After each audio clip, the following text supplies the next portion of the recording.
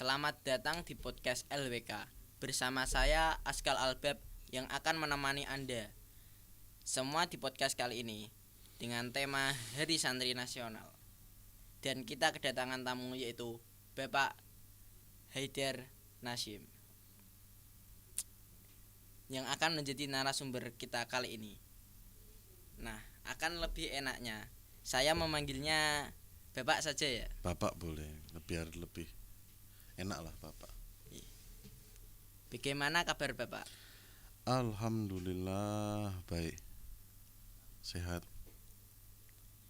aman, Aman. aman. Nah, sebentar lagi kan ada hari santri ya kan Pak. Nggih. Kita sebagai santri itu harus ngapain Pak? Sebelumnya Bismillahirrahmanirrahim. Assalamualaikum warahmatullahi wabarakatuh. Waalaikumsalam. Terkait pertanyaan tadi, sebentar lagi kita memperingati Hari Santri. Iya. Ya, terima kasih pada Bapak Presiden yang telah memberikan tanggal 22 Oktober ini sebagai Hari Santri. Apa yang harus kita lakukan adalah kita sebaiknya berusaha untuk mengobarkan bagaimana perjuangan yang dilakukan pada saat itu untuk api perjuangan santri itu tetap membara. Kita harus menjaga itu. Mungkin Hari Santri sudah ada filmnya, sudah ada filmnya kok. Kalau nggak salah judulnya Sang Kiai itu juga. Iya. Bagaimana terbentuknya Hari Santri. Saya rasa dengan film itu kita harusnya semakin semangat. Kita itu sebagai santri harusnya makin semangat memposisikan diri untuk masyarakat, untuk agama, dan untuk negara. Seperti itu. Semangatnya dalam bentuk Semangatnya macam-macam. Santri itu kan semangatnya bisa dalam bentuk belajar. Karena belajar itu kan mau sampai kapanpun itu kan belajar toh. Iya. Sampai kita dipanggil sama Allah, ya itu ada waktu kita untuk belajar. Berarti belajar itu sampai kita lahir, sampai kita dikubur Iya. ke tanah. Belajar itu selesainya ketika kita dipanggil oleh Allah Subhanahu wa taala. Itu mungkin salah satu cara untuk memperingati Hari Santri.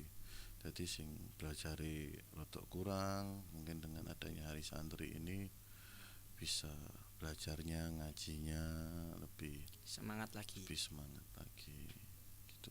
Nggak ada sampai kapanpun mas belajar itu. Siap. Menurut Terus yang kedua tadi aku belum selesai soalnya. Selain dengan cara belajar, bisa juga santri itu ya jangan cuma belajar aja, harus ada namanya istilah mengabdi.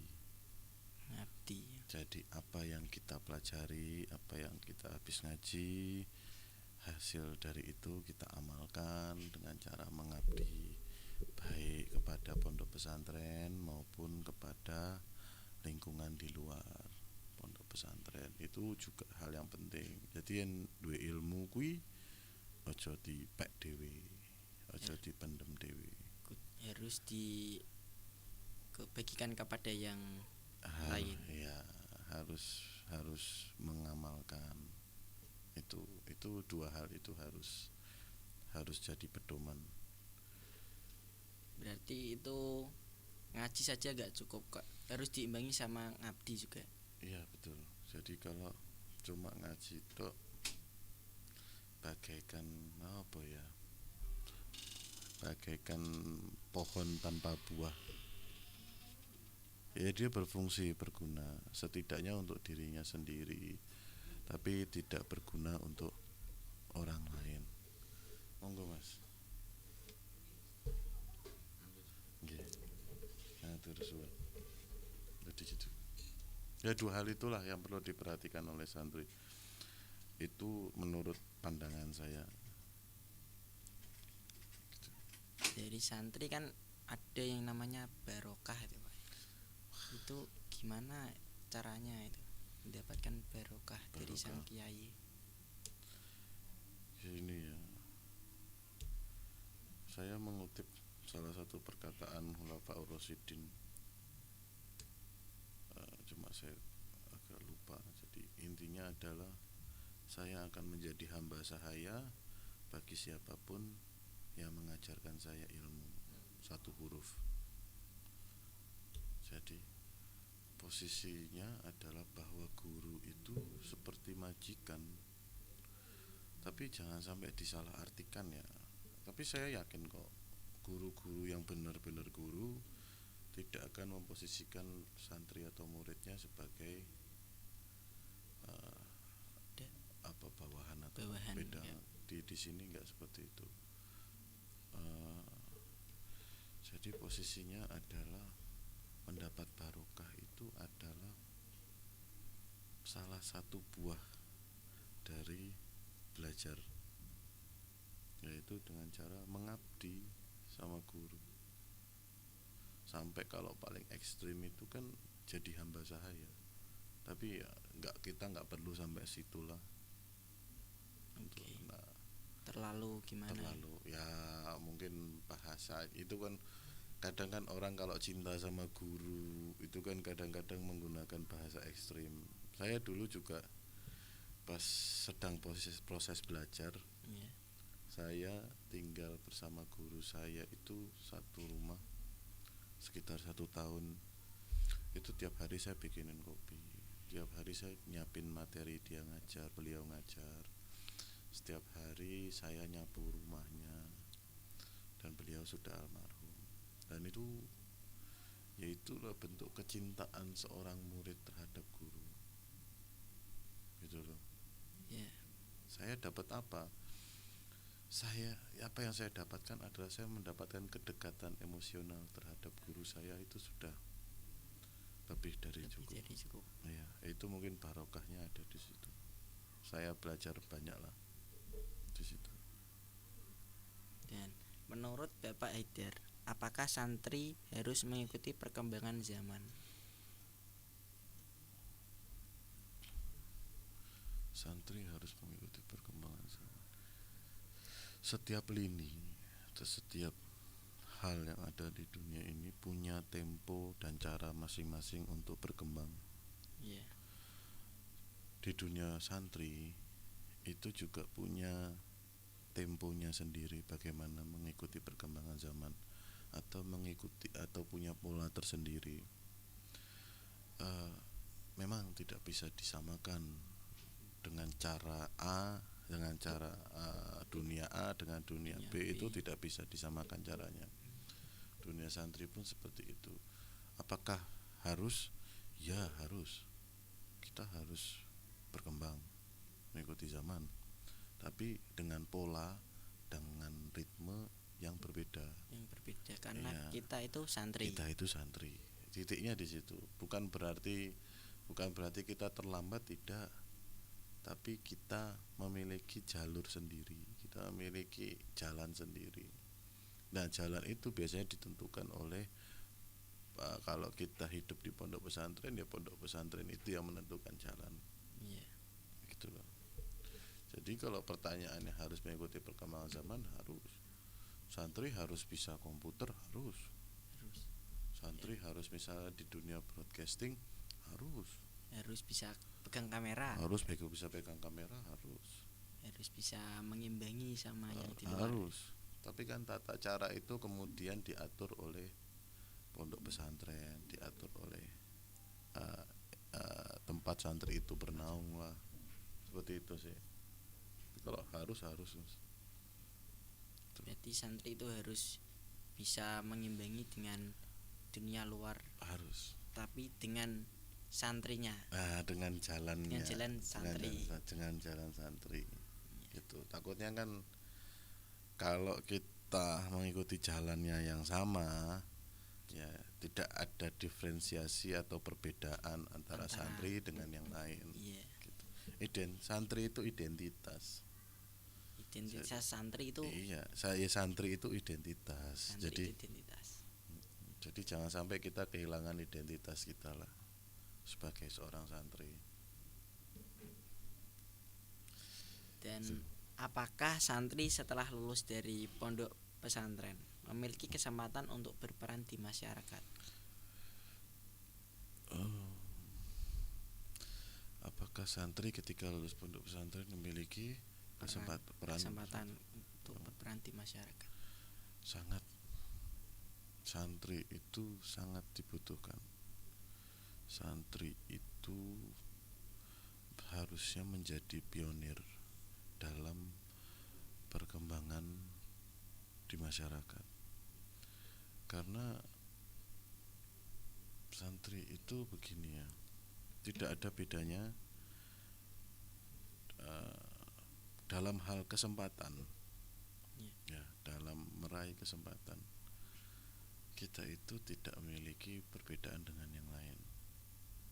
Ya, untuk kita memiliki kesempatan untuk berkembang, ya.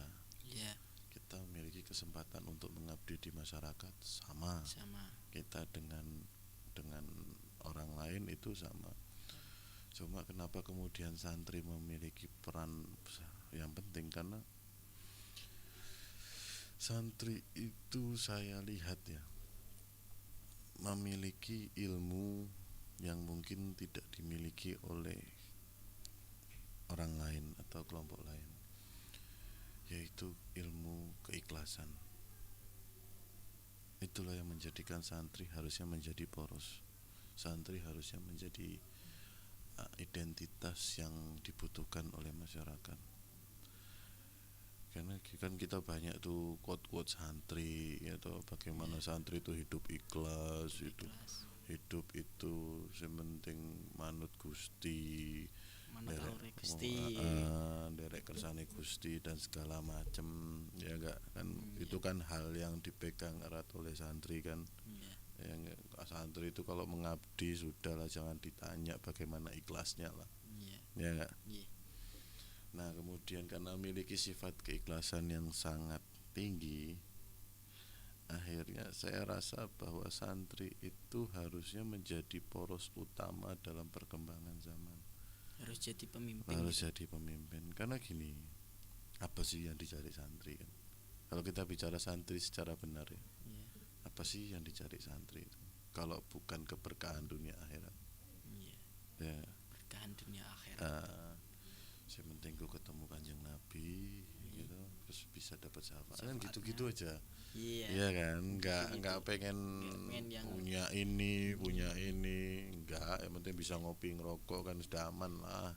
Ya, syukur ganti baju ya, beli baju baru palingan ya setahun sekali. Betul sekali kan, kayak selevel itu gitu loh.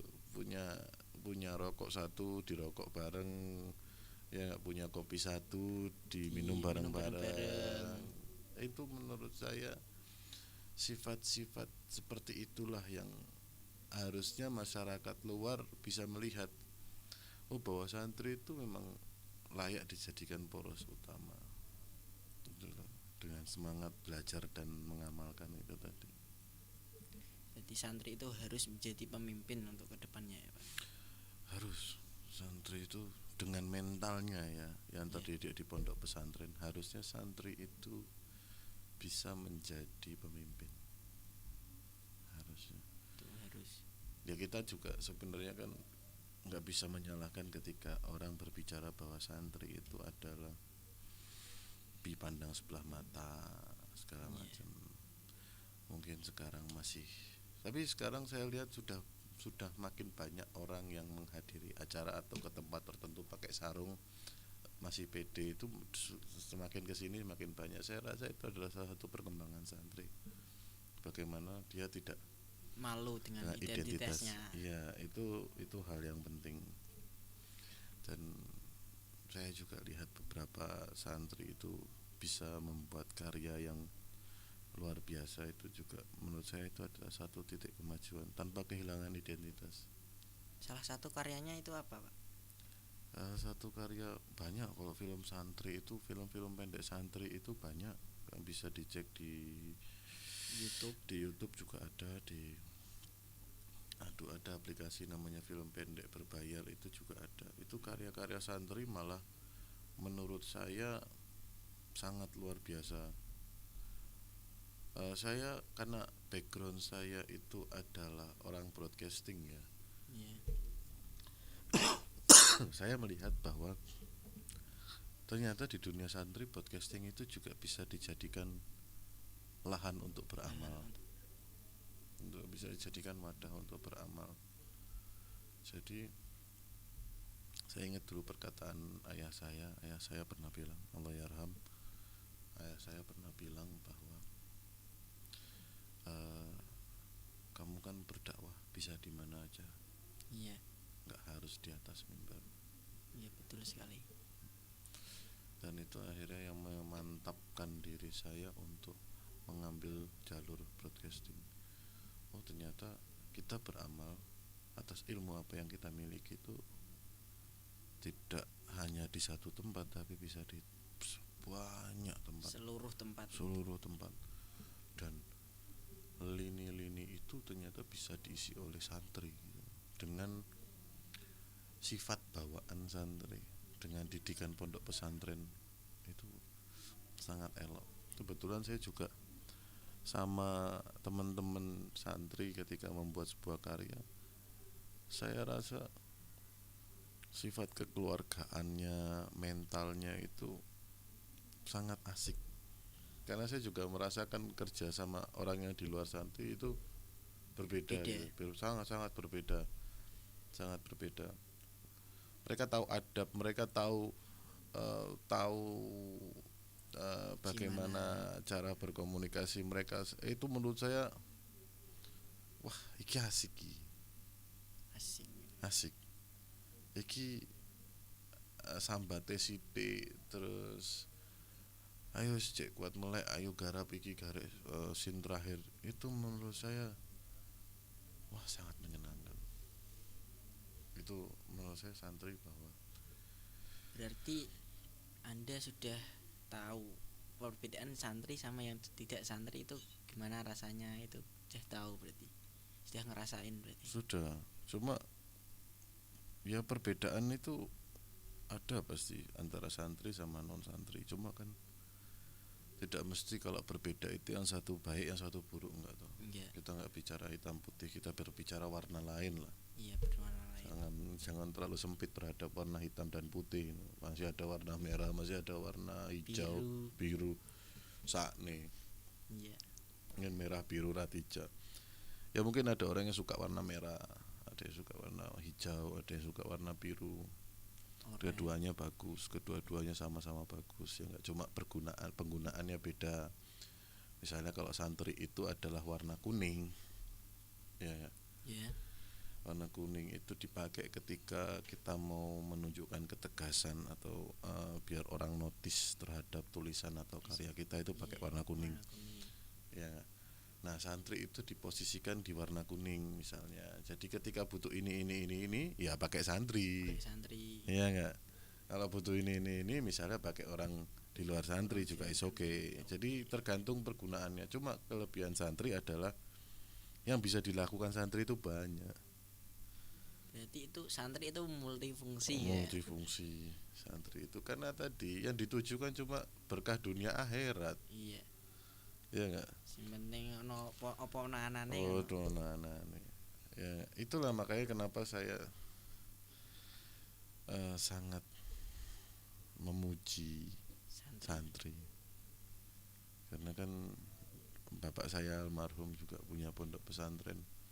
Bagaimana saya melihat santri-santri, saya berada di tengah-tengah mereka itu wah, menyenangkan. Sangat menyenangkan. Saya sangat menyenangkan.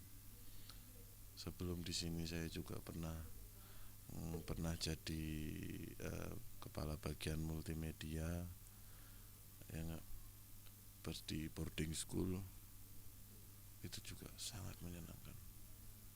Sangat asik gitu. Sangat asik. Tapi ini tadi ya, saya berbicara nggak hitam putih ya. Terus ketika putih santri putih, terus yang lainnya hitam enggak ya? Enggak. Karena ada hijau, merah. Ada hijau, merah, jangan biru tadi. Warna itu nggak hitam putih kok. Aku minum ya Mas ya. Iya. Aku manggilnya Mas ya, nggak apa ya? Nggak apa. Nggak apa ya.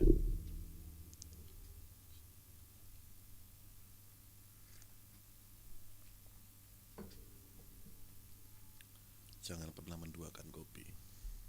Karena Maksudnya menduakannya dengan gula. kenapa kok gak boleh dibentukkan sama Itu orang yang suka ngopi aja ngomongnya sok-sokan puitis sih kayak kalau aku kan sukanya kopi pahit kan tanpa gula. Karena aku hanya ingin bermesraan dengan kopi tanpa yang lain. oke Ya kan biasa gitu kan. Ya, biasalah ya kan. oke Gitu. Mak sayang AC ya, nggak bisa ngerokok ya. ini asik kalau ngerokok itu takutnya pengap gitu Iya. Ya, kita menyesuaikan aja. misalkan sama suasana Iya. aja. Dan menurut Bapak, apakah santri harus memperlihatkan identitasnya setelah pulang dari pondok?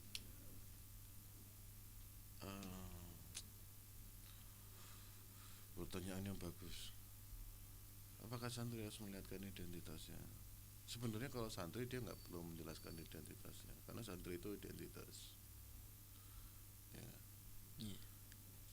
Identitas itu tidak hanya terpaku pada cara berpakaian. Iya. Identitas itu tidak hanya terpaku pada mungkin berpakaian lah lebih tepatnya. Karena gini, kalau kita bicara santri itu adanya di dalam. Iya, santri itu di dalam. Di dalam. Ya mungkin identiknya dengan sarung, dengan peci ya itu benar. Cuma luarnya doang. Cuma luarnya doang kan, masuk turu pecisan kan ya. Enggak mungkin lah. Nggak mungkin lah ya. Maksudnya ya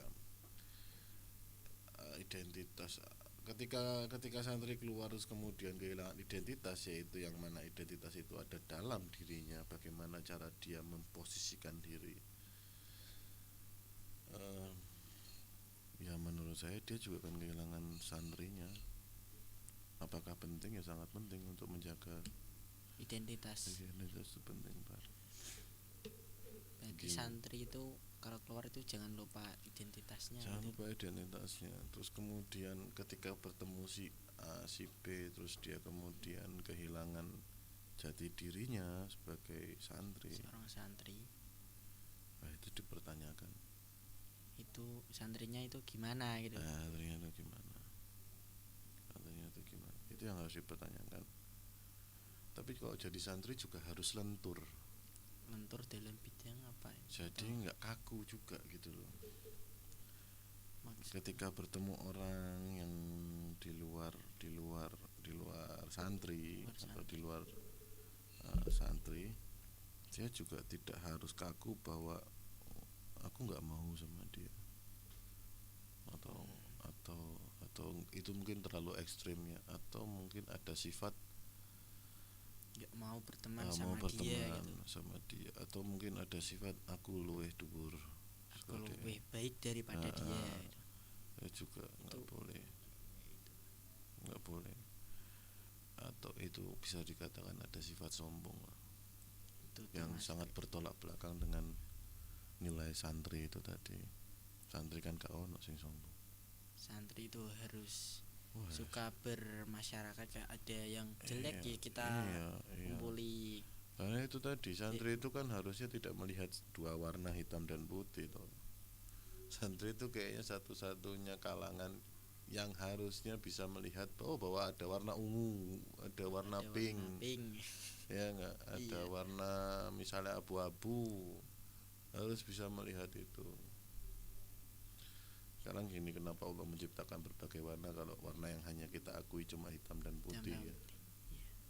Sangat naif. Seperti itu. Apa yang membedakan santri yang tidak santri, Pak? Santri dan tidak santri. Iya. Sebenarnya kan wis tak jawab, tak ulangi lagi. Iya, kita ulangi lagi. Jadi gini, yang membedakan adalah siji mondok siji ora. Iya, kasarane kan mondok ki ora wis kuwi to. bisa dibilang seperti itu. Selain itu apa? Selain itu yang membedakan santri atau tidak santri adalah apa ya?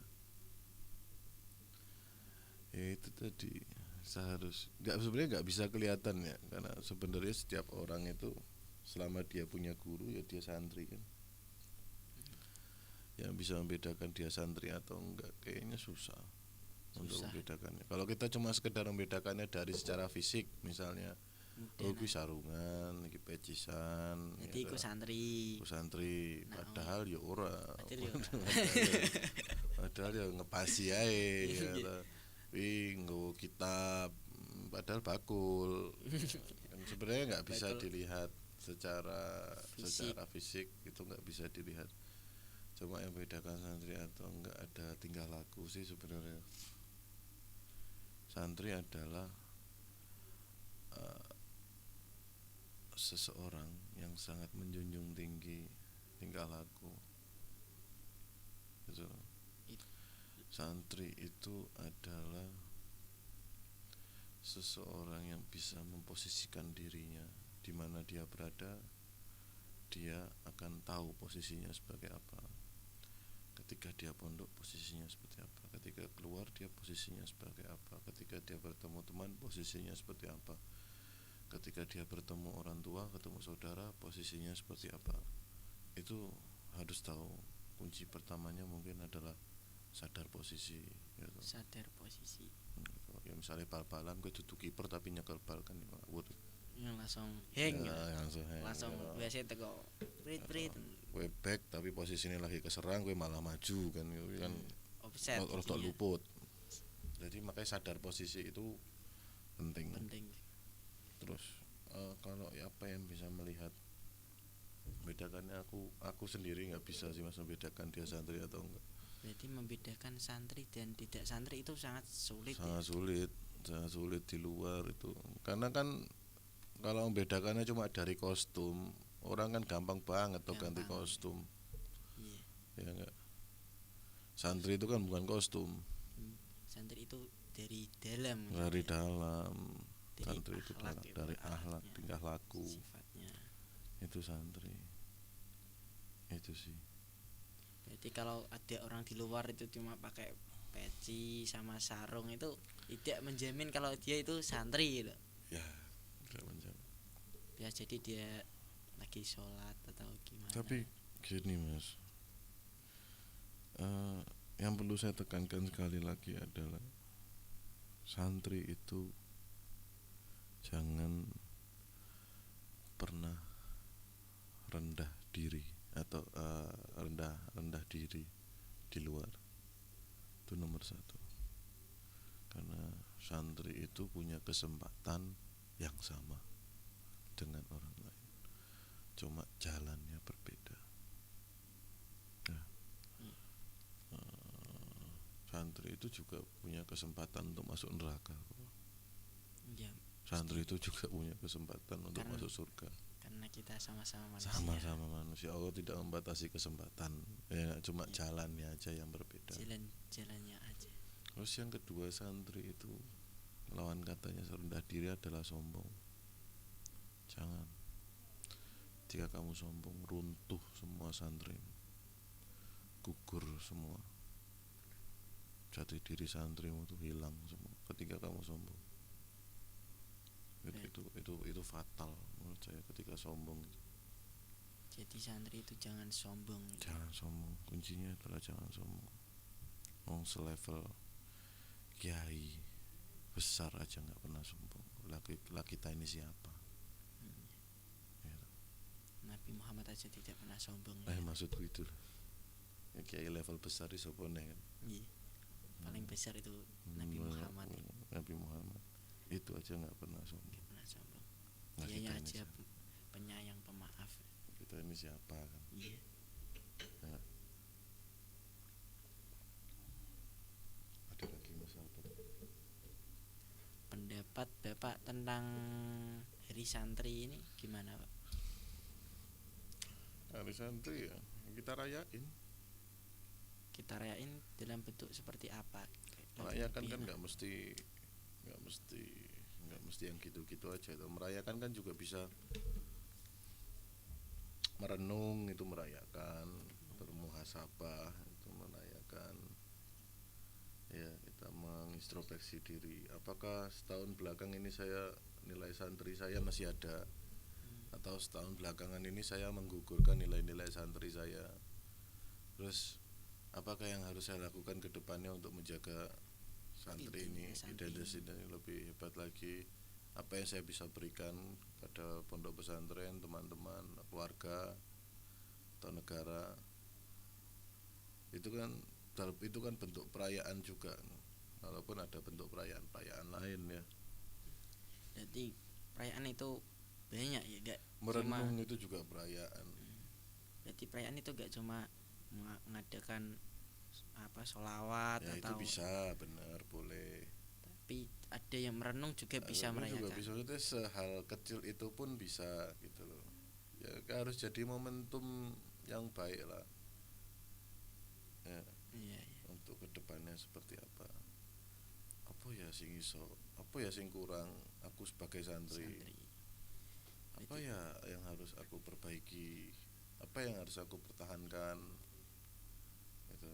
Iya. Aku sama guruku masih kurang ini nih, kok harus aku perbaiki lagi. Aku sama guruku masih ini, aku harus mempertahankan sifatku ini sama guruku. Hmm. Itu juga bisa, itu juga bisa dikatakan bentuk merayakan hari santri. Nah, kalau kita mau mengetahui sifat kita kurang baik terhadap guru itu gimana ya? Kan masa kita mengorek-ngorek dari diri sendiri, pasti ada orang lain yang mau ngoreksi gitu. Bisa jadi orang lain, tapi diri kita sendiri punya kemampuan untuk mengoreksi. Cuma kuncinya kan kita harus jujur pada diri sendiri dulu kan. Kunci utamanya jujur pada diri sendiri. Iya. Jangan ketika kita mengoreksi terus timbullah pembenaran dalam diri kita. Ya sama aja bohong namanya. Jadi kita harus benar-benar jujur dalam diri kita sendiri. Terus kita baru bisa mengoreksi. Wah ternyata kurang iki. Kurang iki. Iki harus tak pertahankan.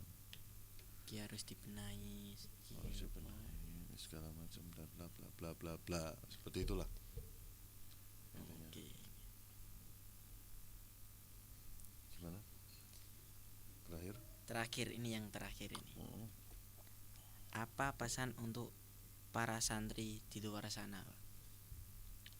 Pesan santri ini. Pesan santri. Iya. Sebenarnya tinggal merangkum aja sih. Pesan santri untuk di luar sana adalah: satu, hormati guru kalian. Iya. Kita bukanlah siapa-siapa tanpa guru kita. Ya. Iya betul sekali. Betul sekali. Terus yang kedua adalah santri itu harus sadar posisi. Iya, sadar posisi. Sadar posisi. Oh, ini saya posisinya. Saya menganalogikannya seperti sedang bermain sepak bola aja ya. Oh, ini saya lagi posisinya lagi menyerang. Jadi penyerang. Berarti saya di depan. Gitu. Ini posisi saya lagi bertahan. Berarti Ini posisi saya lagi jadi kiper. Ya, ini posisi saya lagi jadi pemain cadangan. Ini posisi saya lagi jadi penonton. Iya. Harus sadar posisi lah. Itu kunci utama. Yang penting sadar posisi. Yang penting sadar posisi. Iya. Terus itu seperti itu. Saran kedua. Saran ketiga cuma merangkum aja. Ketika kamu sudah keluar, ketika kamu sudah bersentuhan dengan masyarakat, jangan ada rasa rendah diri maupun sombong. Rendah diri itu bisa dikatakan minder. Oh, minder kayak minder gitu. Minder ataupun sombong. Tak boleh. Karena minder itu adalah, kalau kata ibu saya, minder itu adalah sombongnya orang gak mampu. Sombongnya orang gak mampu itu minder. Jadi yang gue ra mampu, terus gue sombong, tapi minder jenenge. Dengan itu. Minder tuh orang minder. Sombongnya orang gak mampu. Menghilang itu kayak gitu. Bukan, minder itu kayak gak pede. Bahasa sekarang insecure. Insecure kalau gitu. bahasa sekarang bahasa itu. sekarang insecure itu jangan lah. Satu lagi, kehebatan santri itu nggak ada mental health. Semua mental healthnya santri itu sehat-sehat. Saya salut. Santri itu kuat-kuat tuh. Itu aja saran. Oh yang terakhir, perlu dicatat bahwa di dunia ini cuma tidak ada hitam dan putih, ada warna lain. Masih ada warna. Ada warna lain. Merah aja nggak cuma merah, kok ada merah muda, merah tua, merah merah marun. maron. Iya. Merah aja ada itu kan. Iya. Jadi Banyak. jangan melihat dari dua warna. Itu aja sih. Oke. Saya rasa cukup. Terima kasih kepada Bapak Haidar Nasim yang telah menyempatkan waktu datang kepada podcast LWK pada hari ini. Saya ucapkan terima kasih. Salam toleh. Assalamualaikum warahmatullahi wabarakatuh.